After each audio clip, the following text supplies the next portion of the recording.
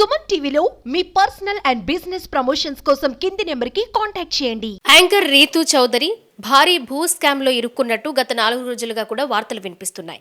ఇంత భారీ స్కామ్ జరగడానికి అంటే వారి వెనక ఎవరున్నారు, ఎలా జరుగుండొచ్చు? ఏపీలో మొత్తంగా కొన్ని ప్రాంతాలు, వైజాగ్ కావచ్చు, కాకినాడ, అలాగే ముఖ్యంగా ఇక్కడ ఇబ్రహీంపట్నం, ఇలాంటి ప్రాంతాల్లో టోటల్గా 700 కోట్ల స్కామ్ అంటే ఇంకా పై మాటే అంటున్నారు. మరి మనతో పాటు ఈ విషయం గురించి అసలు మాట్లాడడానికి అడ్వకేట్ జయప్రకాష్ గారు ఉన్నారు. అసలు ఇంత పెద్ద స్కామ్ జరిగే వెనక ఎవరైనా హస్తం ఉందా, అంటే పెద్దల హస్తం ఏమైనా ఉందా, వాళ్ళు ఎప్పటి నుంచి ఇలాంటి స్కామ్ జరిగింది అని అనుకోవచ్చు? అంటే వీటికి బలం చేకూర్చే విధంగా ఎవరైతే యాంకర్ రీతూ చౌదరి అనుకుంటున్నామో, తన భర్త అయిన శ్రీకాంత్ ఆడియో లీకులు కూడా బయటికి రావడంతో కాస్త ఇవన్నీ నిజంగానే జరిగాయి, ఇది నిజమే ఈ స్కామ్ అంతా అనే దానికి కొంచెం బలం చేకూరుస్తున్నట్లు అవుతుంది. ఈ విషయం గురించి మనం మాట్లాడదాం. సార్ నమస్తే.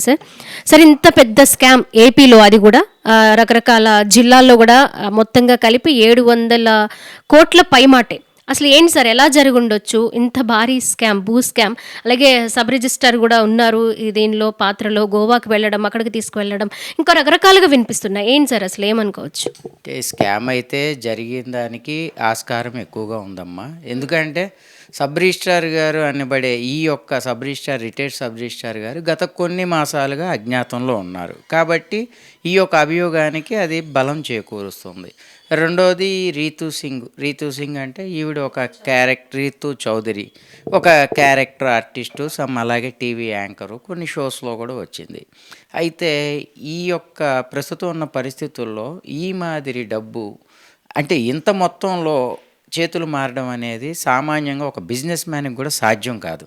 అటువంటిది ఇప్పుడున్న చట్టాల ప్రకారం ఏదైనా సరే ప్రాపర్టీ కొనాలంటే దానికి ఏదైనా అకౌంటబిలిటీ అంటే మనకి ట్యాక్సబుల్ ఇన్కమ్ అయితేనే, లేదంటే వాళ్ళ మీద శాఖాపరమైన చర్యలు తీసుకోబడతాయి. అటువంటిది ఇన్ని ఆస్తులు ఈ విధంగా మారినాయి అంటే ఇక్కడ రెవెన్యూ రికార్డ్స్ పరంగా రెవెన్యూ సిబ్బంది కానీ అంటే ఎవరున్నారనేది ఇంకా not at decided, but the issue is still going on. గత 5 రోజులుగా దీని మీద భారీగా మాధ్యమాల్లో చూస్తున్నాము. అలాగే మన గౌరవ ముఖ్యమంత్రి గారికి, ఐటీ శాఖ మంత్రి గారికి కూడా దీని మీద ఫిర్యాదు చేయటము, అలాగే ఆ యొక్క ఎవరైతే అభియోగం మోపబడిన రిటైర్డ్ రిజిస్ట్రార్ గారు ఉన్నారో వారు కూడా ఒక లేఖని రాశారు అని చెప్పి మనం మాధ్యమాల్లో చూస్తున్నాం. కాబట్టి ఏదైనా పెద్ద స్కామే జరిగింది. కాకపోతే ఇప్పుడు వాళ్ళు 700 నుంచి 750 కోట్లు అంటున్నారు కాబట్టి ఇది ఇంకా భారీగా ఉంటుంది. దీని మీద సమగ్ర విచారణ పూర్తి స్థాయిలో జరిగితే తప్ప సాధ్యాసాధ్యాలు ఎవరు దీనికి బాధ్యులు అనేది అప్పటి వరకు చెప్పలేము. అయితే వారు చెప్పినట్టు గత ప్రభుత్వంలో కొంతమంది ఉన్నత పదవులను అలంకరించిన పొలిటీషియన్స్ కానివ్వండి, అధికారులు కానీ ప్రమేయం ఉందని చెప్పి వారైతే చెప్తున్నారు. కాబట్టి దీని మీద పూర్తి విచారణ జరిగితే ఇంకా మనకి వాస్తవాలు బయటకు వచ్చే అవకాశం ఉంది. ఏదైనప్పటికీ చాలా భారీ స్థాయిలో ఈ కుంభకోణం జరిగింది.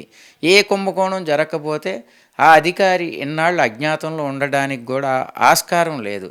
కాబట్టి నేనైతే ఈ యొక్క విషయాల్ని పరిశీలించిన మీదట జరిగినది పెద్ద స్కామే. దీని మీద గట్టిగా దర్యాప్తు చేస్తే అంటే ఒక సిట్టుని వేసి దర్యాప్తు చేస్తే దీనికి సంబంధించిన వివరాలన్నీ కూడా బయటకు వస్తాయి. సార్, ఎవరైతే ఈ రీతూ చౌదరి అలాగే ఆమె భర్త శ్రీకాంత్ ఉన్నారో వాళ్ళ పేరు మీద గోవాకి తీసుకువెళ్ళడము, ఆయనకి కొన్ని ఎరగా వేసి వీళ్ళ పేరు మీద రిజిస్ట్రేషన్ చేయించుకోవడం, ఇలాంటి ఆయన జరిగాయని కూడా మనకు వినిపిస్తున్నాయి కథలుగా.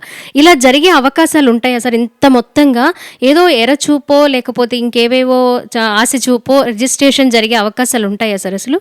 మా రిజిస్ట్రేషన్ జరగడం అంటే బోత్ పార్టీస్ క్లైమెంట్ ఎగ్జిక్యూటివ్ అంటూ వస్తే రిజిస్ట్రార్ గారు ఆ యొక్క డాక్యుమెంట్ని పరిశీలించి చేసేదానికి అవకాశం ఉంది. కానీ ఇన్ని మొత్తాలు అంటే ఇంత పెద్ద ల్యాండ్ని ఇట్లా ఒకళ్ళ పేరు మీదే ట్రాన్స్ఫర్ అవుతుంది అంటే దాని మీద వాళ్ళు కూడా ఒకసారి ఆలోచించి ఉండాల్సింది. అంటే కొనేవాళ్ళకి అర్హత ఉందా లేదా, అసలు ఇది నిజంగా జరుగుతుందా లేదా, దీనిని ఎందుకంటే ఒకసారి పరిశీలన జరగాలి. ఒక ప్రాపర్టీ అబవ్ 1 crore ఉంటేనే దానికి ఇన్కమ్ ట్యాక్స్ పరంగా అన్ని విధాలా చూస్తుంటారు. అటువంటిది ఇన్ని కోట్ల రూపాయలు స్కామ్ అంటే దాని మీద వాళ్ళు కూడా కొంచెం విచారించి దాని మీద ఇలా రిపీటెడ్గా not only a single document, so many documents అంటే చాలా క్రయ విక్రయాలు జరిగినప్పుడు దాని మీద ముందే ఉన్నతాధికారులకు ఫిర్యాదు చేయడము, లేకపోతే వారు దాన్ని ఒకసారి పరిశీలిస్తే ఈ మాదిరి జరిగేది కాదు. కాబట్టి ప్రలోభాలు పెట్టి ఉండొచ్చు అనే దానికి కూడా ఆస్కారం లేకపోలేదు. సరే, ఎవరి పేర్లు అయితే వినిపిస్తున్నాయో ముఖ్యంగా గత ప్రభుత్వంలో ఉన్న పొలిటీషియన్స్ పేర్లు కావచ్చు, అలాగే మాజీ సబ్ రిజిస్టర్ సింగ్ గారి పేరు, ఈ ఆఖరికి రీతు చౌదరి, అలాగే శ్రీకాంత్, వీళ్ళందరూ కూడా ఎవరు ఇప్పటి వరకు దీని గురించి స్పందించిన దాఖలాలు లేవు. స్పందించకపోవడానికి అంటే మౌనమే అంగీకారం అన్నట్లుగా వాళ్ళు బయటికి రాకుండానే లేదా మీడియా ముందుకి రాకుండానే ఇవన్నీ అంగీకరించినట్లుగానే అనుకోవచ్చు అంటారా సార్? అంటే అంగీకరించినట్టు కాదమ్మా, ఎందుకంటే ఇన్వెస్టిగేషన్ ఈజ్ అండర్ ప్రాసెస్, అంటే దాని మీద విచారణ జరుగుతుంది. అయితే మనం చూసేది ఏదైనా సరే మాధ్యమాల్లోనే చూస్తున్నాం. ఆ శ్రీకాంత్ గారు ఒక ఆడియో రిలీజ్ చేస్తే కొన్ని ఛానల్స్లో పెట్టారు.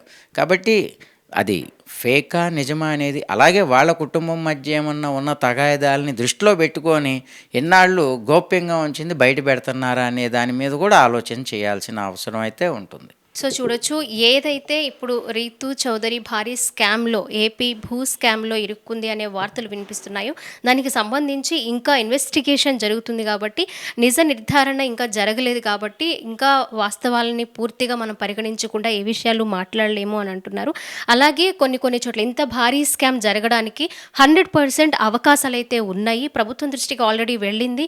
అలాగే ఒక టీంని ఏర్పాటు చేసి దాన్ని స్పీడ్గా ఏవైతే ఉన్నాయో ప్రాబ్లమ్స్ అన్నీ నిజమా కాదా అనేది కూడా తేల్చాల్సిన అవసరం ఉందని కూడా చెప్తూ ఉన్నారు. కెమెరా పర్సన్ కృష్ణతో స్వాతి, సుమన్ టీవీ, విజయవాడ.